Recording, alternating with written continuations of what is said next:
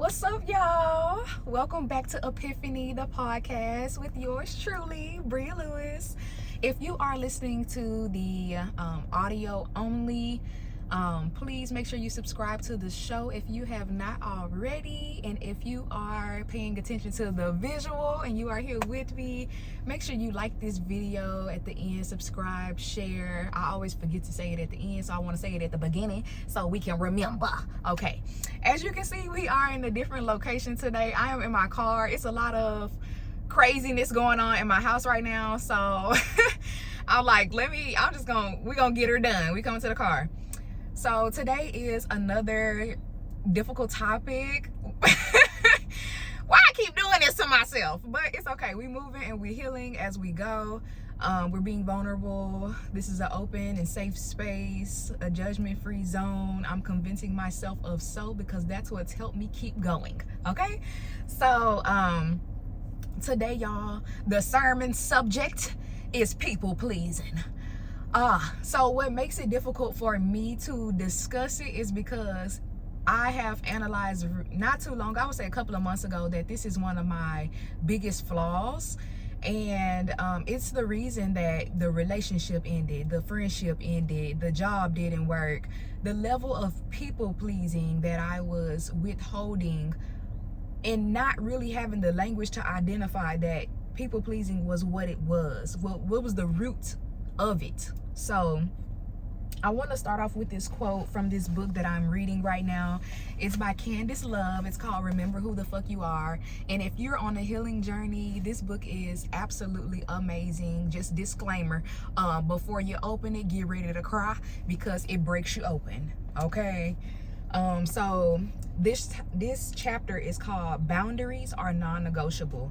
And I just had to pause right there because we have non-negotiables that we set with people whenever we get to know them, when they're in our space frequently, and then we're like, okay, I can deal with this, that, and the third, but these are my non-negotiables. And she just said, period, boundaries are non-negotiable. No is a complete sentence. So the chapter starts by saying, every time you allow someone to disregard and disrespect your personal, emotional, and energetic boundaries, you dishonor and disempower your soul. I'm gonna skip down a little bit because look, I done highlighted it in there, child. So you don't blame the clown for being a clown. You ask yourself why you keep going to the circus. Why do you continue to allow unacceptable behavior? And you know, y'all, what really blows me about not just this chapter and book, but really when you apply or you analyze people pleasing in your real life, in your own life, it's all there for a different reason. Some people weren't loved properly as children by their parents, and so they do their best to prove their love to other people, to say, hey, like, I am worthy of receiving love from you, so I'm going to keep overextending and showing up even when it doesn't serve me, in order for you to know that you are loved by me. And if it's not relating to childhood trauma, for me, it was not. I felt very loved by my parents. And so when I analyzed my own level of people pleasing, I think what I came up with is I kept loving people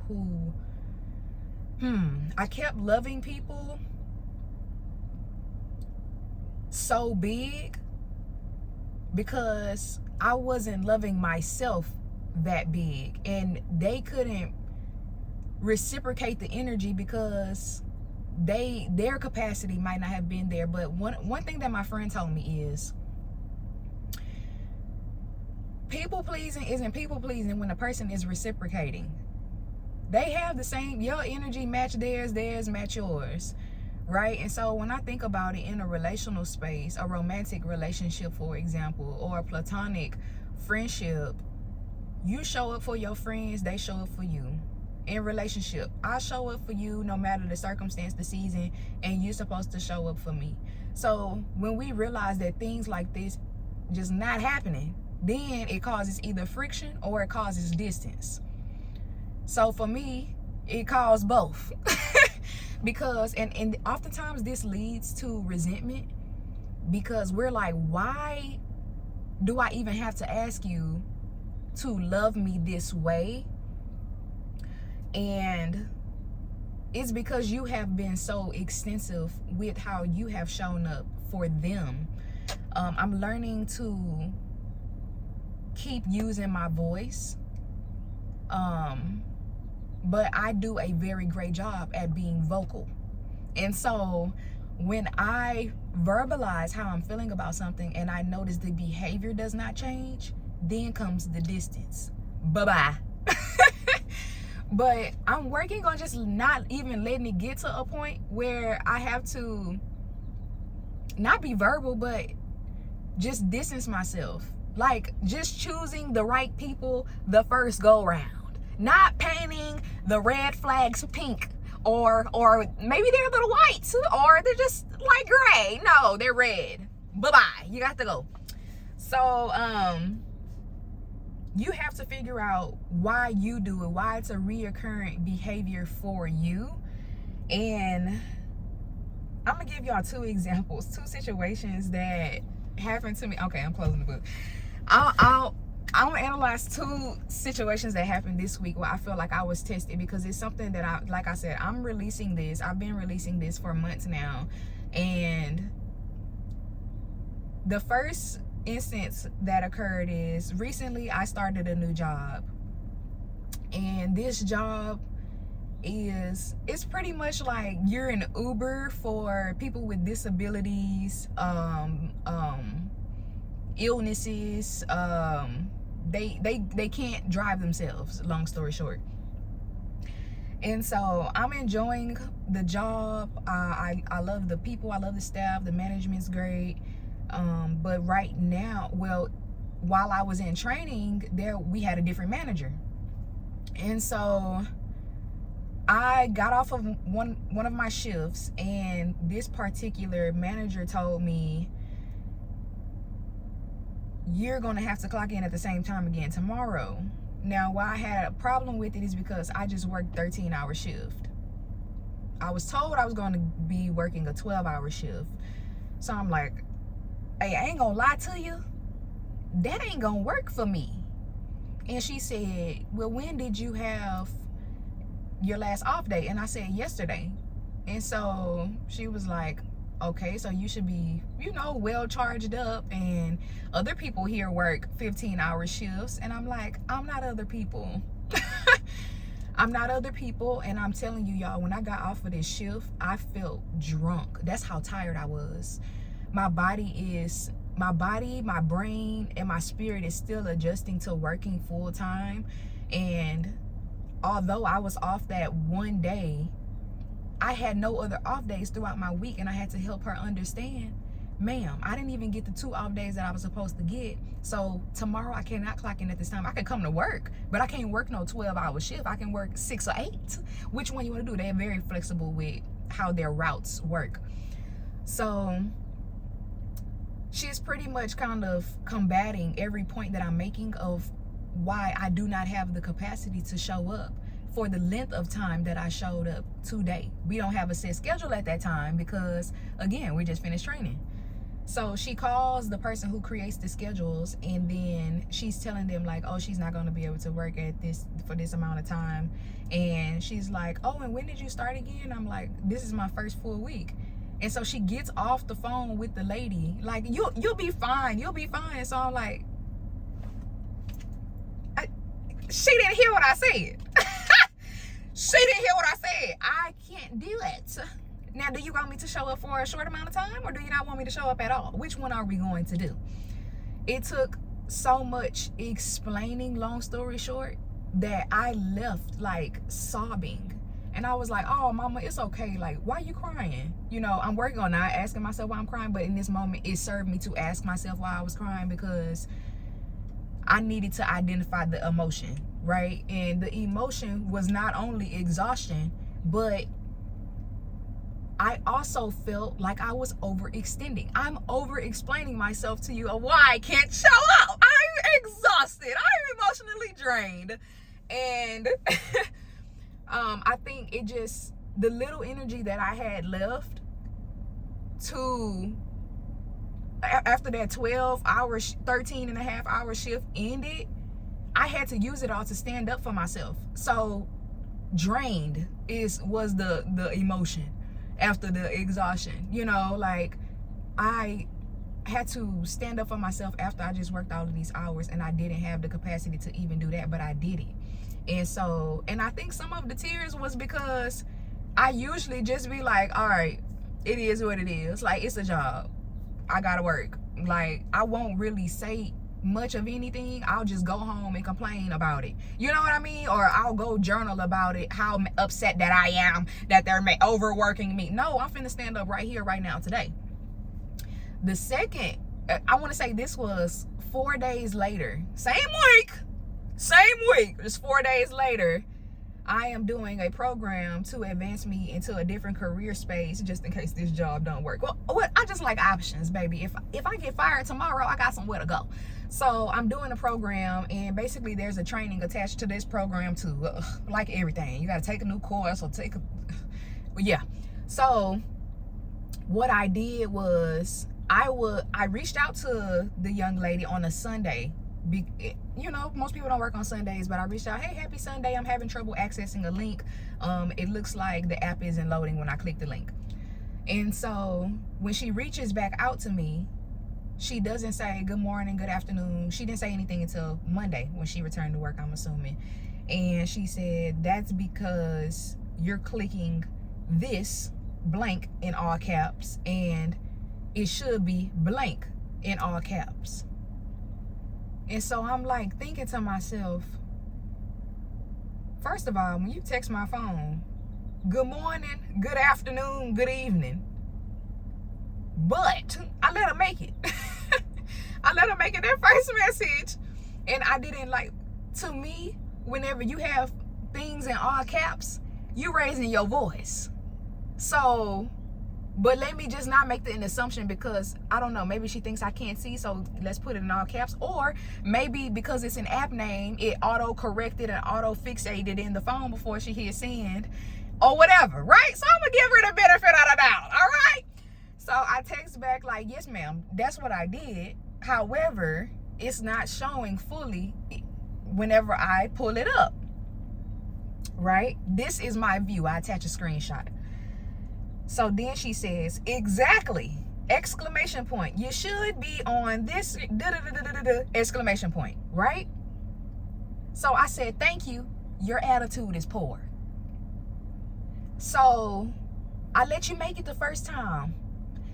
But now I understand the lessons of my week, and I'm not about to let you keep making it. So she calls me after I sent her the message, and she says, hey, this is so-and-so. How are you doing? I'm good. I'm doing well. Good to hear from you. You all right? That's what I said. You all right? And she said, yeah, what do you mean? I said, well, it sounded like you had an attitude through the text message. Because exclamation points and leaving things in all caps on top of you not greeting sounds like you're a little spicy. So are you okay? Are you having a good day so far? I went to receive validation from my sibling that, did you process that as a little spicy? He said, yeah, I did. She did have a little attitude. Oh, okay, I thought I wasn't tripping. But nonetheless, the whole principle of it was, maybe she didn't mean anything. Maybe it was just a text message, or it was just the principle. But my thing is, I'm going to, again, stand up for myself. So, boom. How do we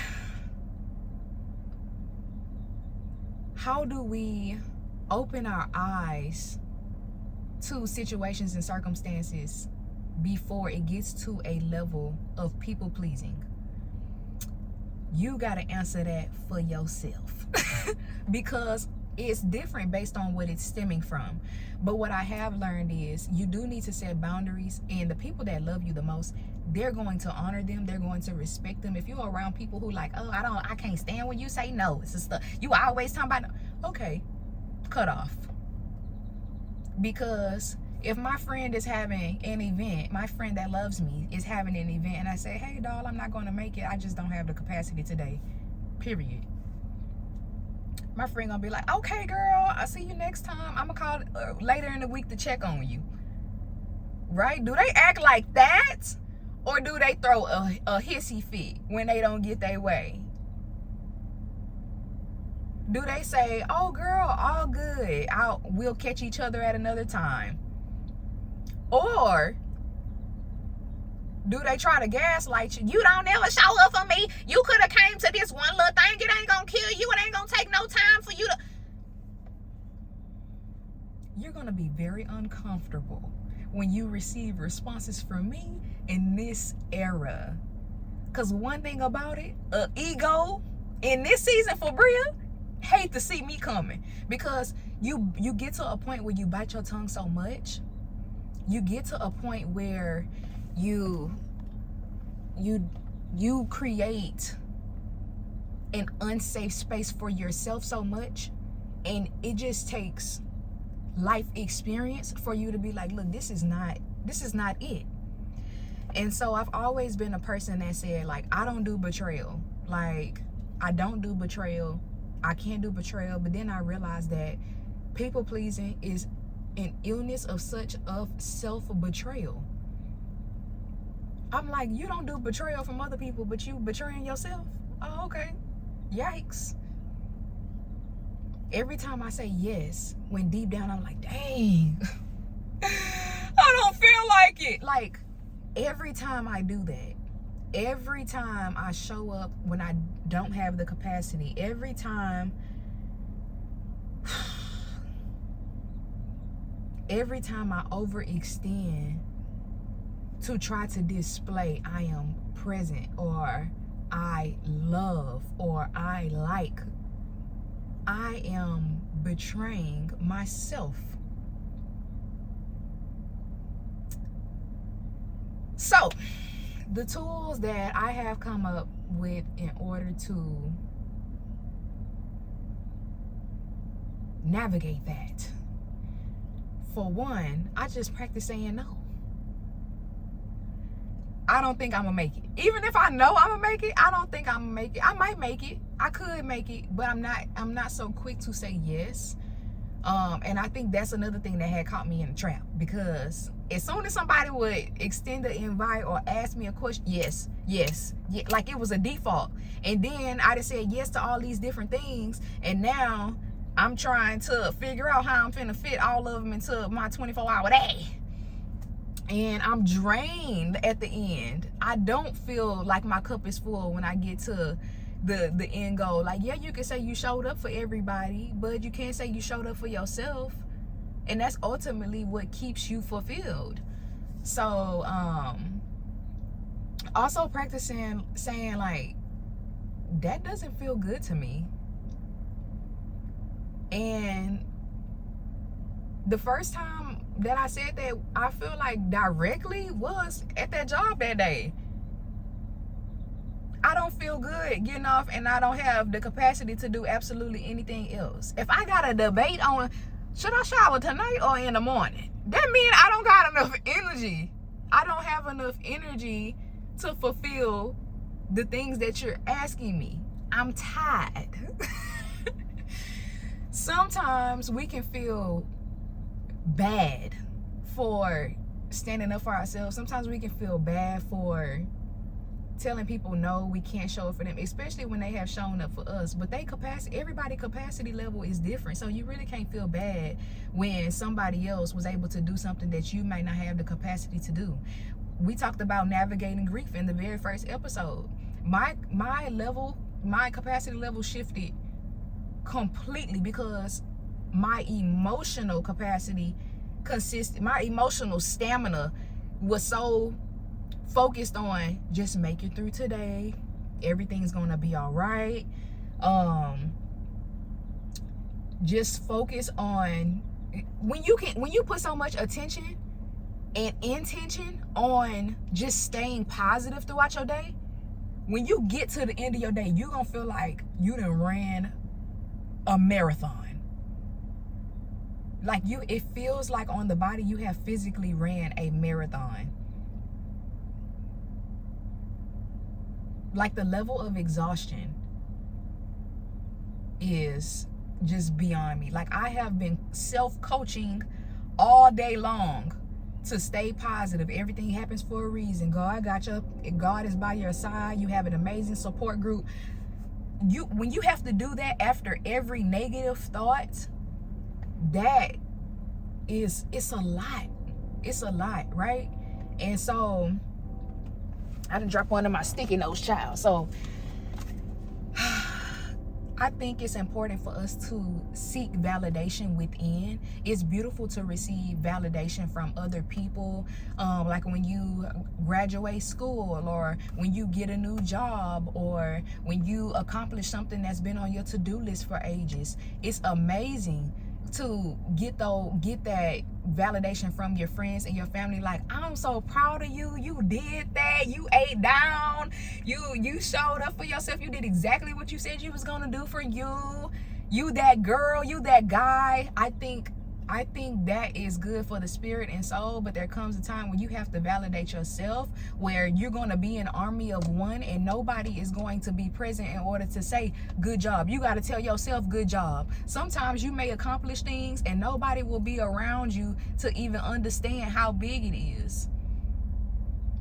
Nobody will be around you. You can't get sad just because somebody didn't congratulate me, or they didn't say anything about this big thing. It might not have been big to them. It might have been big to you. So you have to show up for you and be proud of you and pat yourself on the back like, girl, that's what I'm talking about. And I think when you do that, that is a form of self-love, self-care, soul care, like I was talking about in the previous episode. And I feel like when you validate yourself, it keeps you able and capable of dreaming. Because I notice a lot of people stop dreaming because something that they really wanted wasn't validated in the way that they wanted it to be by somebody that they loved or cared for. And so, yeah, man, I think my favorite tip for releasing people pleasing has to be releasing the need to be liked. I just love that for me. Like, I don't care. Like, remember who the F you are, okay? I don't care in this season in the healthiest way. Like, I just feel like I have a spiritual glow because when you're receiving validation from the Most High, that you are on the right path, that you are doing the right thing, you are being obedient, you don't need validation from any outside source. God said this was what I was supposed to do, and I'm getting it done. Therefore, whatever you have to say about it is none of my business. Real big on that, real heavy on that. And also, sometimes people won't like you when you stand up for yourself. Sometimes people won't like you when you're not a yes man. This is what helps me identify I don't belong over here. I don't belong over here because I'm not getting what I need. This is a two-way street. That when I have to stand up for myself at work, baby, this job is a two-way street. Yes, I need a job. I got to pay for my bills, but your ass need workers too. If everybody up in here quit, how y'all gonna run y'all business? That's how I see it. It's a two-way street. Relationships are a two-way street. I show up for you, you show up for me. And I do think that it can be transactional. I do think relationships are often and mostly transactional. I do. Because the minute I feel like you're not putting in effort, ta-da! Toodaloo! So, and that looks different in every season, you know. And I'm also processing too, every perfect thing comes with imperfection. I've never really had, I wouldn't say I've had an issue with that in the friendship space, in the relationship space, or, yeah, I haven't required a level of perfection in that area. I feel like my standards are high, rightfully so. But I think in the job space is where I'm like, as soon as the smallest thing goes to craps, I'm like, see you later. Not even, because I'm finna find me something else that's more fitting. So I do think, like, for example, the dynamic that I'm in with my job relationship right now, I didn't know I was going to be working a 12-hour shift, and nor did I think I had the capacity to do it. But something that I've been praying for a long time is to have 3 days off.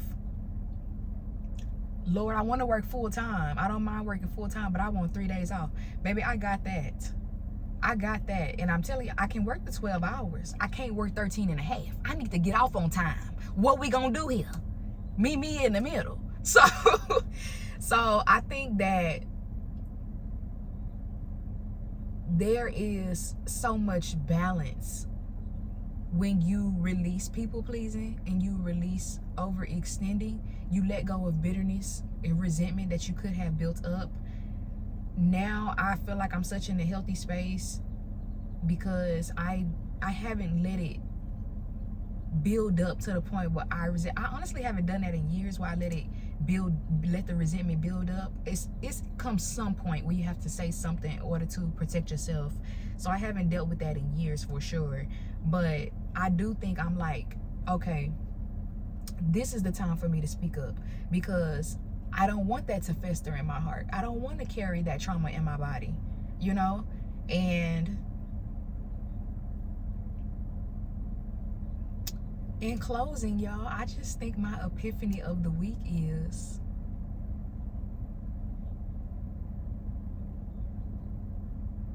I love myself.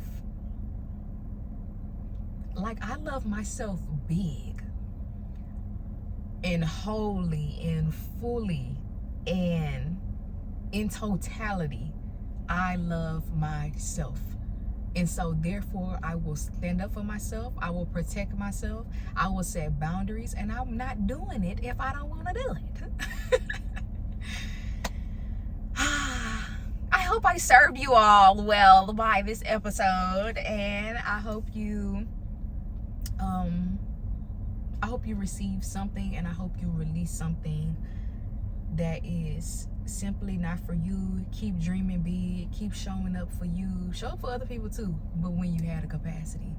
I love y'all. I will see y'all next episode, and shine bright this week. Make somebody else smile, but most importantly, make you smile big.